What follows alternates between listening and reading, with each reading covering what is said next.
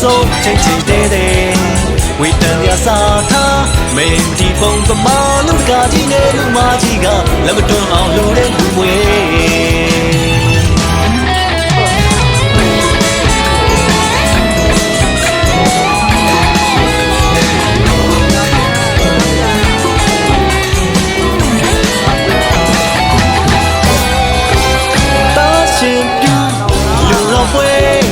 သမီးတို့နာတာတဲ့လူတော်ပွဲတနေ့လုံးပြောမဆုံးချိန်ချိန်တည်းတည်းဝိတန်ရစားတာမင်းဒီပုံပမာလူကကြီးနဲ့လူမကြီးကလက်မတွန်းအောင်လူတဲ့လူပွဲ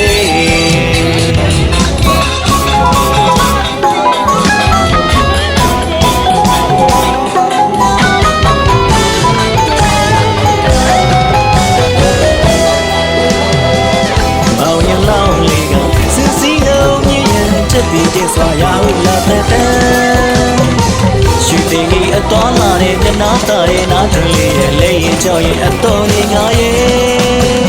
တင်းနေတဲ့ဝဝတဲ့တပိတ်ပိတ်လို့ကြောင်းကိုလိုက်တဲ့အလူတကာကြီးရဲ့ရွှေတင်ကမ်းမနဲ့အလူမာကြီးလည်းပြုံးလို့ပြောလို့ဘယ်ဘက်ကတဆုံချေငါဘက်ကတလဲဝင်နေလူရဲ့တော့ချိုးထူးစီမဲဘယ်ဘက်ကတဆုံချေငါဘက်ကတလဲဝင်နေလူရဲ့တော့လက်ချိုးထူးစီမဲ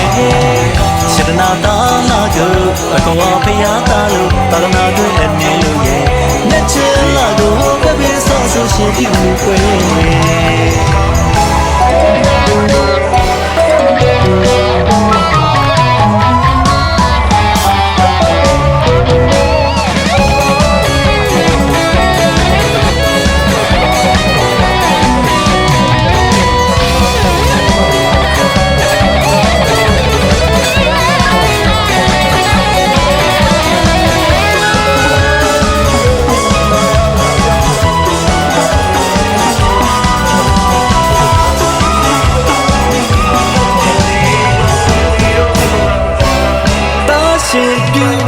လူတော်ပွဲသမီးတို့နာတာတဲ့လူတော်ပွဲ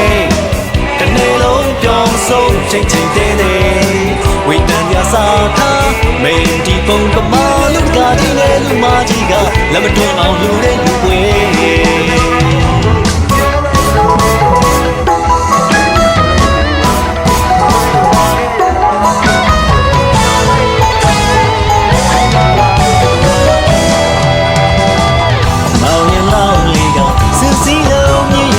ဒီကျစွာရဟုလာတဲ့ရှူတင်ကြီးအတော်လာတဲ့မျက်နှာတာရဲ့နားထလေးရဲ့လက်ရင်ကြောက်ရင်အတော်ကြီးငါရဲ့တင်းနေတဲ့ဝဝတဲ့သပိတ်ပိတ်လို့ကြောင်းကိုလိုက်တဲ့အလူတကာကြီးရဲ့ရွှေတင်ကမ်းမနဲ့အလူမာကြီးလေးပြုံးလို့ပြောလို့ရဲ့ဘယ်ဘက်ကတဆုံချေငါဘက်ကတလဲဝင်နေလူရဲ့တော့လို့ချိုးထူးစီမဲဘယ်ဘက်ကတဆုံချေငါဘက်ကတလဲဝင်နေလူရဲ့တော့လို့ချိုးထူးစီမဲရှဒနာတာလာတို့ဘကောင်ဖျားတာလို့တာလနာတို့နဲ့နေလို့ရဲ့လက်ချလာတော့ကပြေဆော့ဆိုရှင်ဒီလူပွဲ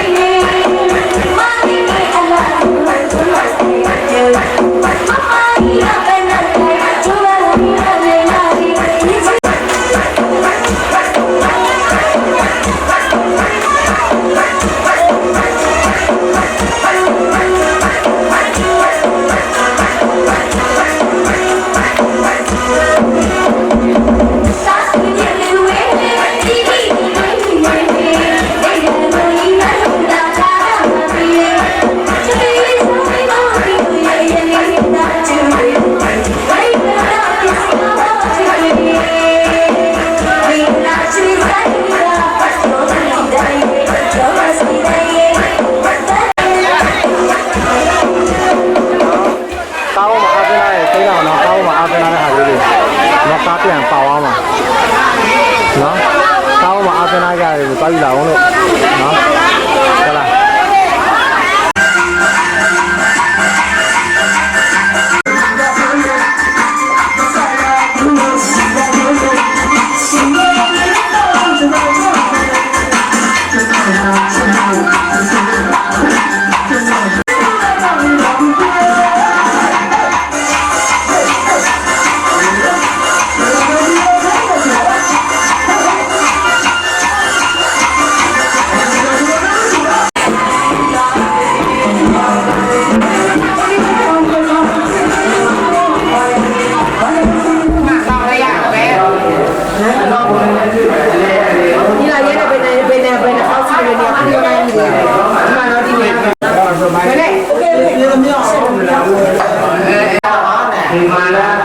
ဒီကမိကရောင်းတယ်ဒီရတာ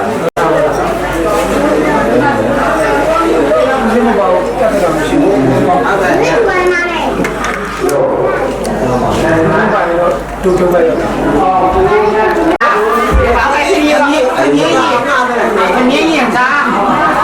လူကြတဲ့ခါတော့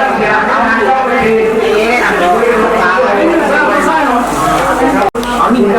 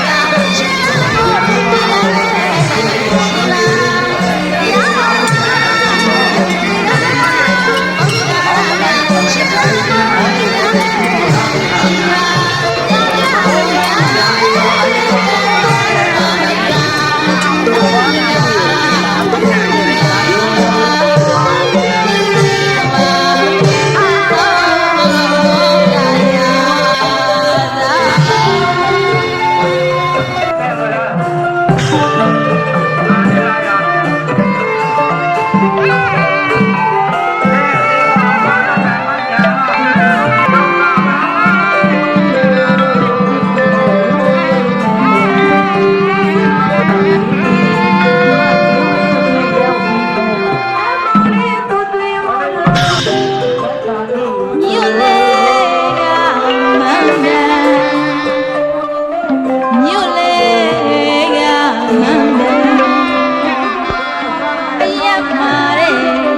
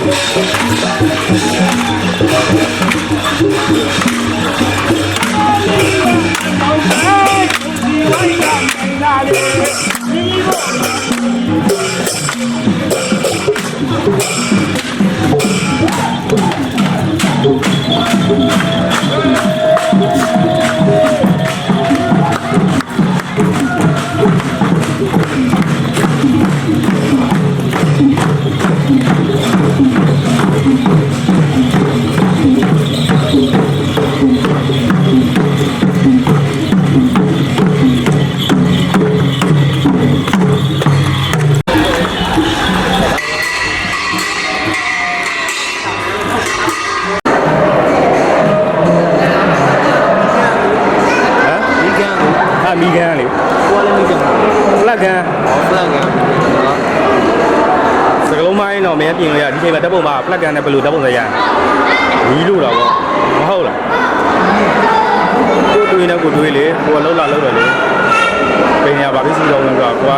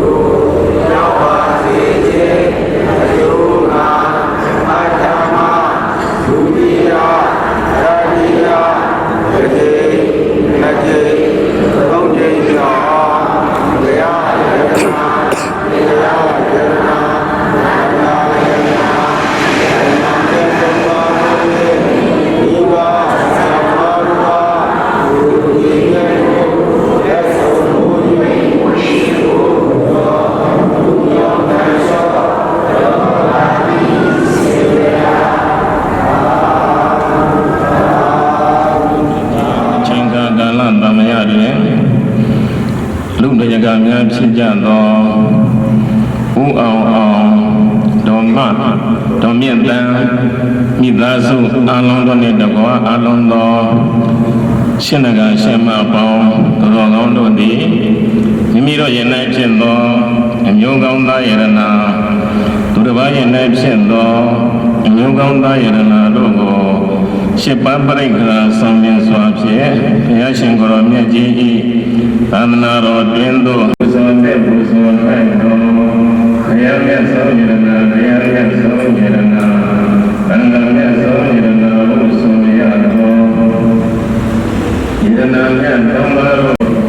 အ န္တံကရောเจယံသောသိက္ခသပန္နာမကရော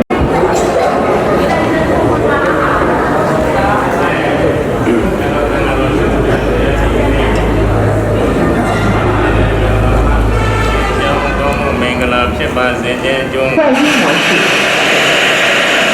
မေတ္တာရင်သွန်လောင်း၍သမ္မန္တသနမောတတ္တဆုံးမေတ္တာသုံးဘုရားကုံတရားကုံသံဃာကုံယံတုန်နိမိတ်တနာပရိတရားဒေသနာတော်မြတ်ကိုဟောကြားတော်မူကြပါကုန်စို့ဆရာတော်သံဃာတော်ရှင်သူမြတ်တို့ဘုရားသမ္မန္တသံဃာဝရိန္ဒုအတရကိသံတို့ဒီဝတ္တသတ္တမမုနိလသံဃာကုဏံတို့သက္ကမောကနံဓမ္မဘာဝနာသာ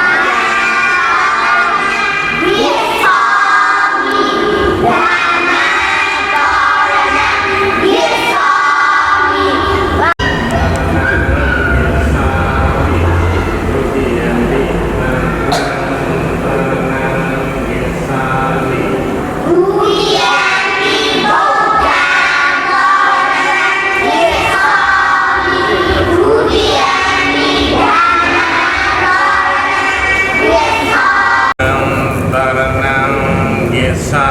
မိတတိယံပိဓမ္မံပရဏံကိသာမိတတိယံပိသံဃံပရဏံကိသာမိ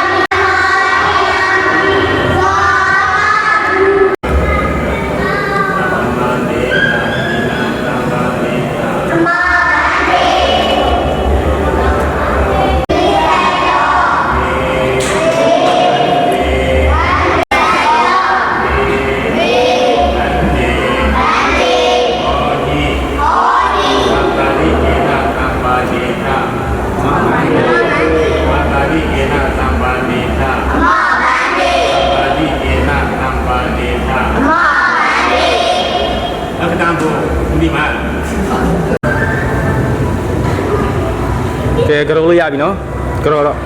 ကိုကိုရင်ကိုကြောလို့ရပြီ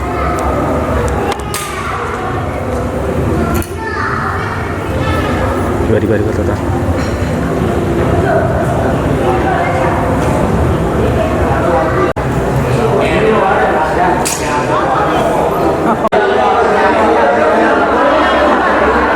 ပြေကိုရင်ပြေလေးကိုရင်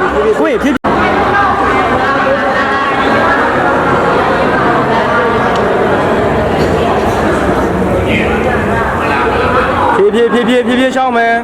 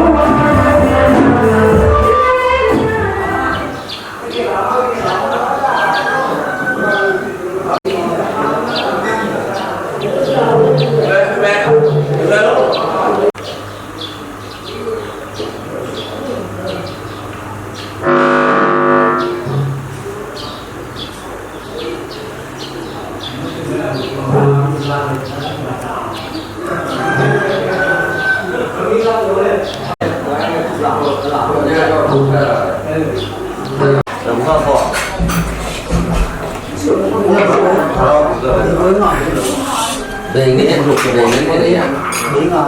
về cái với thì nó tỏ nữa với cái gì nó tự là đẹp sao như thế nào đó mà Bây giờ bảo là xoay qua đá ta để cả cái nó mơ lan được về Trường vì sao mà mình ăn ngon vậy? bây giờ nó kiếm cái này rồi lại được kiểu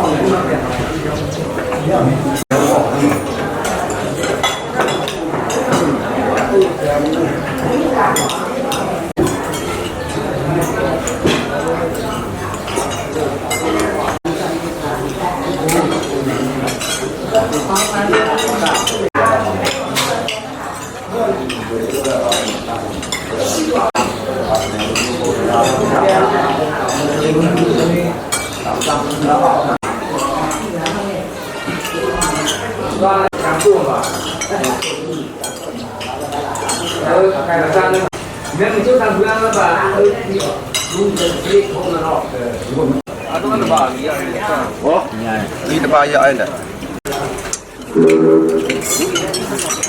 này đi tập bài vậy này bài vậy nhà luôn đó nè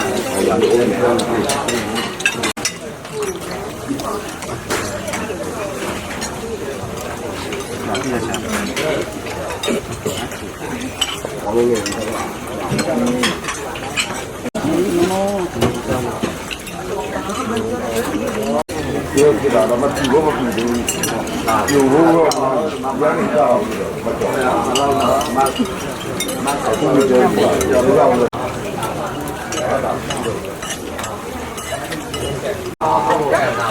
hả? Thấy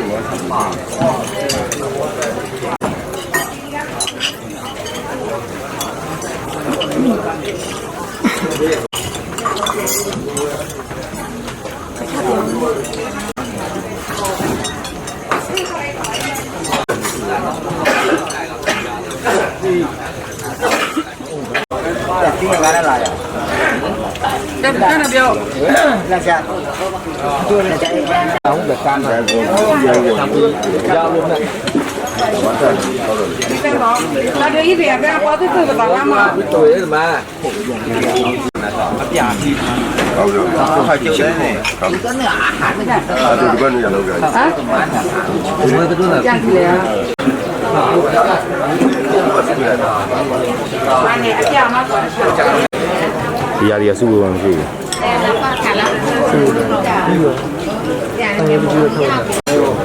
ပါရဲ့ဒီလိုမျိုးဘာဖြစ်နေဟာသုံးညာလာလမ်းမခံဒီလိုတော့ကျောင်း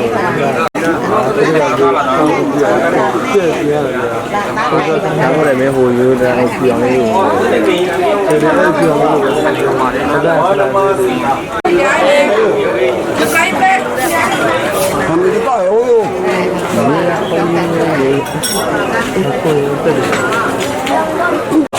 လိုက်မယ်နော်မမဲလုံးလုံးနဲ့ဟိုလူဒီ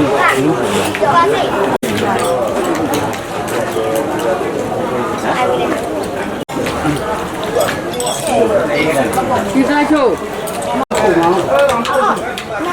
နားထားအောင်ပို့မှာအမေနေကြီးကမလား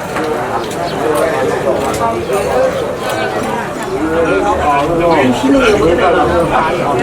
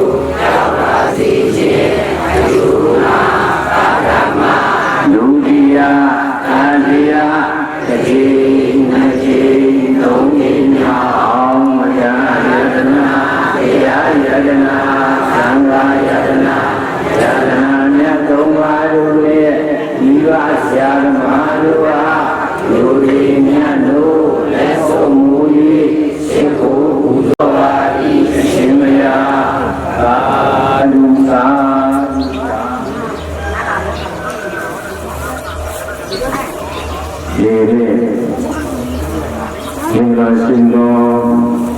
နိုင်ငံချင်းကသာလတော်ရတယ်တော်မျိုးနဲ့နောင်ကလာလေရောညောက်တိုင်းနောင်ကလေရောညောက်တိုင်းနေလူတွေကရှင်တော်ဦးအောင်ဆောင်ရကံဤသာစုလေးတော်အလုံးတော်လူတွေကလူမအလုံးဒီဓမ္မတော်ကနေပြန်ကြီးတောင်းကိုနှလုံးမူရဲ့ယနေ့ဒီလိုယနေ့တက်သောအယုံကောင်းသောယရနာဘုရားယနေ့ဖြစ်သောအယုံကောင်းသောယရနာတို့ကိုရှစ်ပန်းပရိက္ခာဆုံးလင်းစွာဖြင့်ရရှင်ကိုယ်တော်မြတ်ကြီး၏တန်မြတ်သုံးပါးမျိုးယရနာမြတ်သုံးပါးတို့နှင့်တကွာတစ်သက်သောမိဘဘိုးဘွားတို့ကိုအမှုထား၍မူထားသည့်တက္ကလာသမဏကိုရှင်းရောက်သောအရာမှာရှိဥစွာသက္ကုသေသက္ကုထေညလုံးတဲ့ညလုံးထဲဘုဇောတဲ့ဘုဇောတဲ့သောတရားမြတ်ဆုံးယရနာတရားမြတ်ဆုံးယရနာသံဃာမြတ်ဆုံးယရနာဟုဆိုရသောယရနာမြတ်သုံးပါးတို့တော်ကုသိုလ်ကံစေတနာရှာရှာတို့ကြောင့်ခြေကသိယံခတ်သိအန္တရာယ်ခတ်သိဆိုရင်ခတ်သိကြောင်းကြခတ်သိမိမိတို့တရားဝဲမဖြစ်သေးသောအကုသိုလ်တရားတို့ကိုလောလာမိမိတို့တရားဝဲအစမကံတန်တရားတစ်ခွေမှစ၍ယနေ့တိုင်းကိုအကျိုးပေးခွင့်မရအောင်ဒါရှိနိုင်သောသံဃာပရလောလာမိမိတို့တရားဝဲမဖြစ်ဘူးသောသေသောဒါနသီလသမာဓိပညာကုသိုလ်တရားတို့ကိုဖြစ်ပွားလာအောင်ကြိုးစားနိုင်သောသံဃာပရလောလာမိမိတို့တရားဝဲဖြစ်ဘူးသောသေသောဒါနသီလသ သမာဓိပညာကုသိုလ်တရားတို့ကို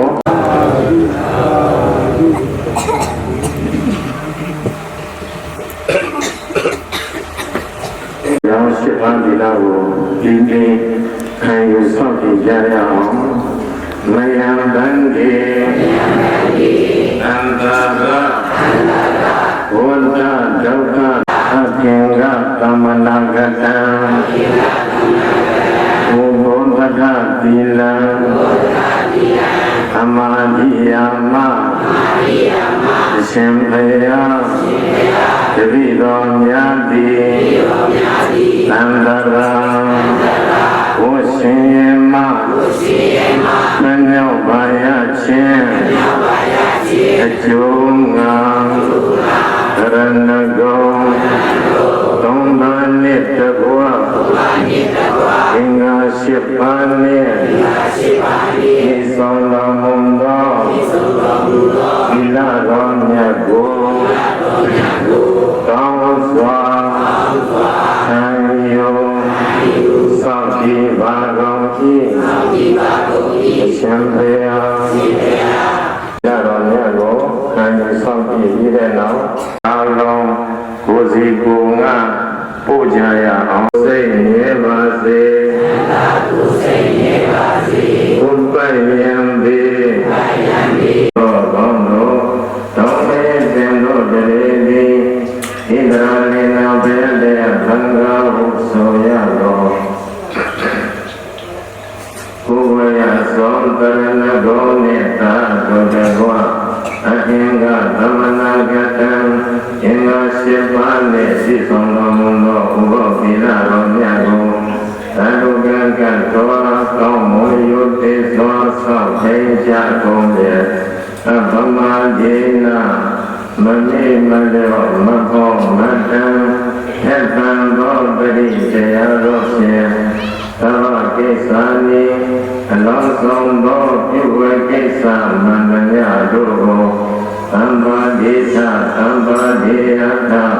ကိုယ်စီကိုယ်ငါပြည့်စုံအောင်ချစ်ချမ်းကြိုးကိုအားထုတ်တော်မူနိုင်ကြကုန်ရသတည်း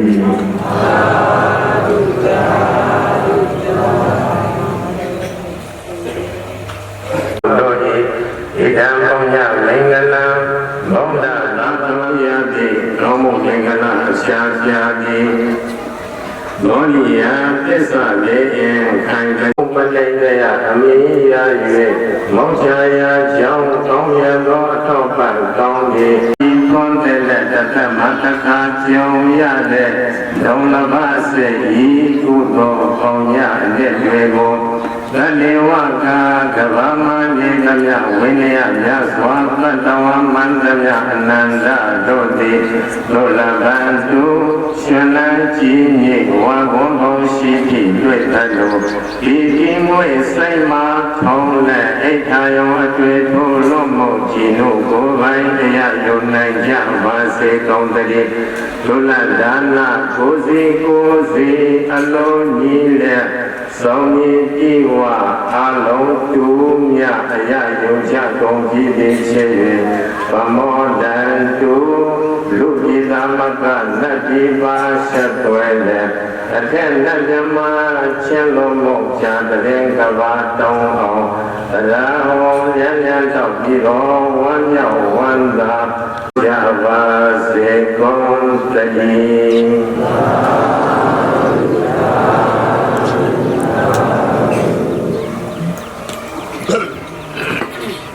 ဒီကတော့ပါခန္ဓာဝလက်စသိဉ္ဘဝစဆောင်ရာတန်တိဒုက္ခနိရောဓသစ္စာနိဗ္ဗာန်ချမ်းသာနတ်တော်သုံးပါးနှင့်တကွာသီလတော်မြတ်ကိုကောင်းစောင့်ကြည်ပါတော်၏အရှင်ဘုရား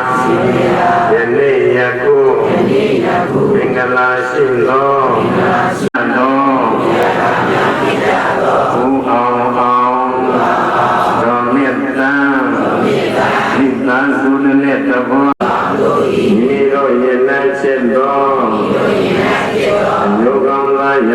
တို့ကို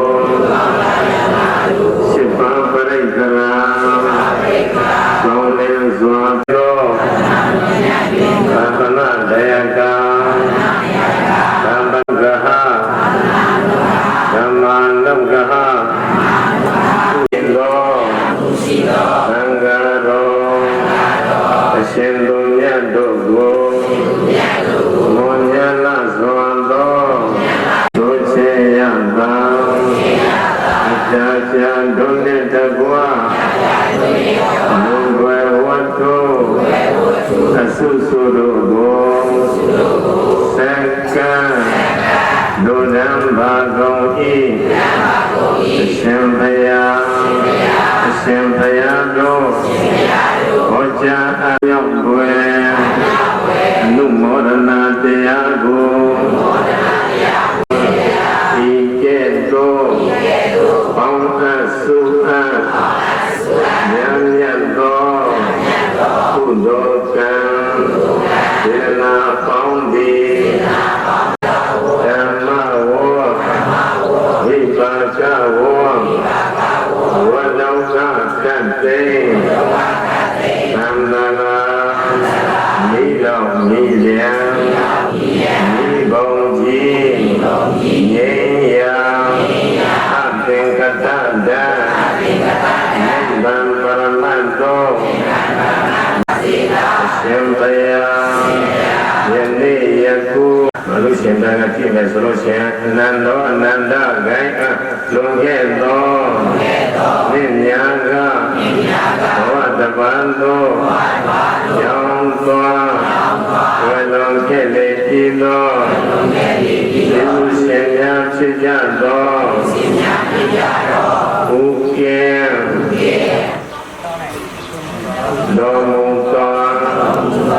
တော်မူသောတို့ကိုအမြဒီဝေငါပါ၏အမြဒီဝေငါပါ၏အမြဒီဝေငါပါ၏သောမတပါရောက်လာကြကုန်သောတရားနာပရိသတ်ပေါင်းတို့ကိုသမုထာယေဘုံ30ဖြစ်များစွာတဝါဒီလေကိုယ်စိတ်နှပြချမ်းသာကြသည်ချမ်းသာကြသည်ဝမ်းသာကြသည်ဖြစ်ကြပါစေသောကုသိုလ်တရား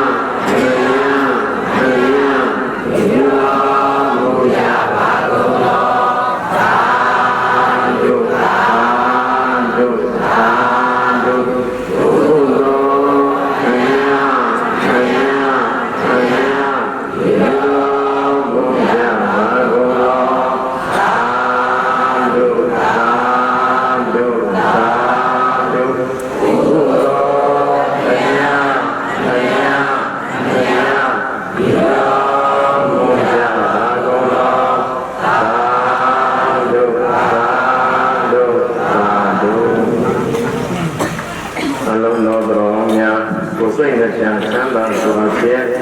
လောကရဲ့အကျိုးသံဃာတော်မြတ်ကြီးရဲ့အကျိုးကိုသေဘောနိုင်သောပုဂ္ဂိုလ်များဖြစ်ကြပါစေဝေရေရန်ကျင်းလို့ရှင်းပါစေအောင်လင်းမြဲလို့လင်းပါစေသိသိဆောင်လို့အောင်ပါစေကြံတိုင်းလည်းအောင်ပါစေဆောင်တိုင်းလည်းအောင်ပါစေကျော်လုံးတို့ဘုရားမေတ္တာရေကျမ်းမာပါစေချမ်းသာပါစေကျမ်းမာကြပါစေဘုံတည်း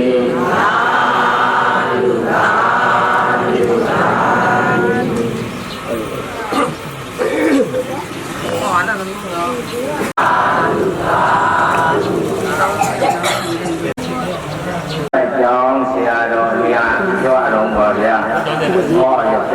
啥啥。我们。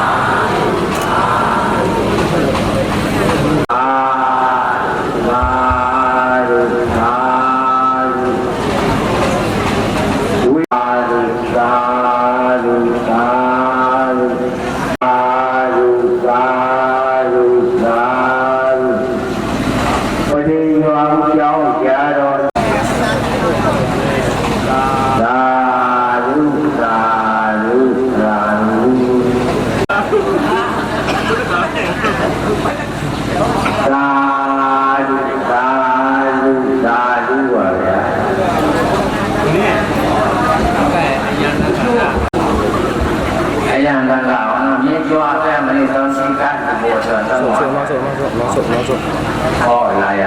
刚好